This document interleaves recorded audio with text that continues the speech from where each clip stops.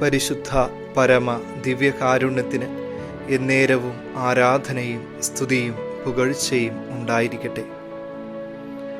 വിശുദ്ധ പൗലോസ് അപ്പോസ്തലൻ കൊരിന്ത്യർക്ക് എഴുതിയ 2-ാം ലേഖനം 5-ാം അധ്യായം 15-ാമത്തെ തിരുവചനം.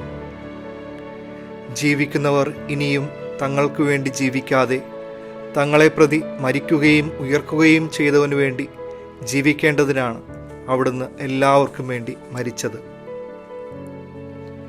സ്വന്തം കാര്യങ്ങൾക്കും സന്തോഷത്തിനും വേണ്ടി മാത്രം പരക്കം പായുന്നവരുടെ ഒരു ലോകത്തിലാണ് നമ്മളെല്ലാവരും ജീവിക്കുക.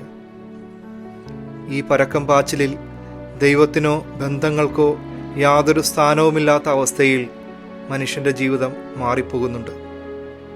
ഇന്ന് തിരുവചനത്തിലൂടെ ഈശോ നമ്മളെയും ഓർമ്മിപ്പിക്കുകയാണ്.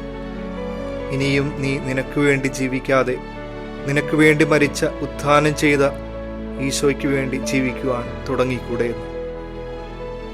ഈ തുടക്കം നിന്റെ ജീവിതത്തിൽ പുതിയൊരു അധ്യായമായിരിക്കും. തിരുസഭയുടെ മനോഹാരിത എന്നത് ഈശോയ്ക്ക് വേണ്ടി ജീവിക്കുവാനും മരിക്കുവാനും തയ്യാറായവരുടെ ജീവിത സാക്ഷ്യത്തിൻ്റെ കഥയാണ്.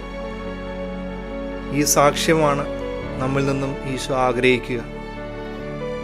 നമുക്ക് വേണ്ടി എന്നുള്ള വാക്യത്തെ ഒന്ന് മാറ്റിക്കൊണ്ട് ഈശോയ്ക്ക് വേണ്ടി എൻ്റെ ജീവിതത്തിലെ ഓരോ കാര്യങ്ങളും ഒരുക്കുവാനും അതിനുവേണ്ടി എൻ്റെ ജീവിതത്തെ ഒരു സാക്ഷ്യമാക്കി മാറ്റുവാനുമുള്ള ആഹ്വാനത്തെ നമുക്ക് സ്വീകരിക്കാം.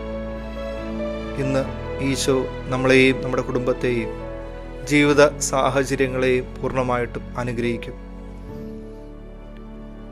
സർവശക്തനായ ദൈവം പിതാവും പുത്രനും പരിശുദ്ധാത്മാവും നിങ്ങളെ സമർത്ഥമായി അനുഗ്രഹിക്കട്ടെ. പരിശുദ്ധ പരമ ദിവ്യകാരുണ്യത്തിന് എന്നേരവും ആരാധനയും സ്തുതിയും പുകഴ്ചയും ഉണ്ടായിരിക്കട്ടെ.